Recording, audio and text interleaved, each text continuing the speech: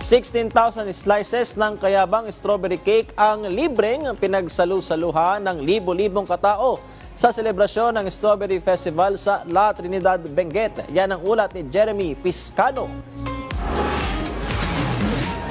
Ibinida sa pagdiriwang ng Strawberry Festival ng La Trinidad, Benguet ang gawa nilang kayabang strawberry cake. May taas ang higanting cake na 10 talampakan at may lapad na 7 talampakan. Ayon sa grupo ng mga panedero na gumawa sa cake, 1 buwan ang ginawa nilang paghahanda sa paggawa nito, lalong-lalo na sa raw materials na ginamit sa cake. Pero yung mga cake, mga 3 days before, tsaka mga icing. Kasi kailangan total 500 pans. Ngayon, nagdagdag ako ng sauce, 2 klaseng sauce. And then, sa akin, yung paggawa namin is medyo mas moist siya.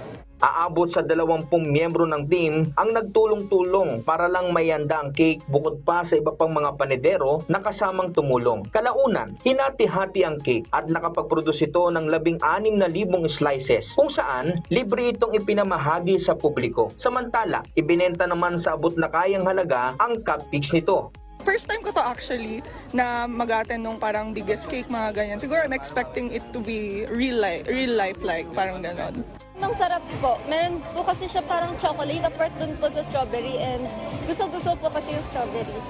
Hango sa tema ng selebrasyon ng Love La Trinidad ang paggawa ng kayabang strawberry cake na nagpapakita ng pagmamahal sa bayan ng La Trinidad. Matatandaan, ang kanilang festival noong taong 2004 nasungkit ng bayan ang Guinness World Record na largest strawberry shortcake na may timbang na 9,622.29 kilograms. Mula sa report ni Reggie Cawis ng PIA Benguet, Jeremy Piscano para sa Pambansang TV sa Bagong Pilipinas.